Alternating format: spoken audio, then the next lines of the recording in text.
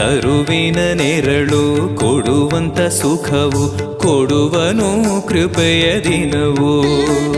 ಸ್ಥಿರ ಇರುವ ಮನ ಎನಗಿರಲಿ ಶರಣಾಗತಿ ಎಂದು ಬರಲಿ.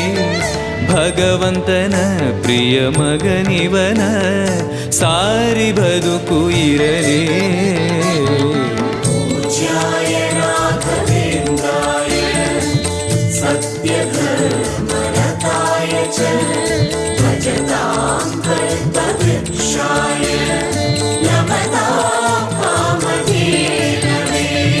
ಆಲಯವೆಂದರೆ ಮಂತ್ರಾಲಯವೇ ಬೇರೆ ನಾ ಅರಿಯಲಾರೆ.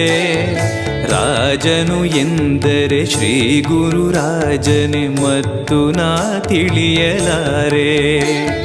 ಆಲಯವೆಂದರೆ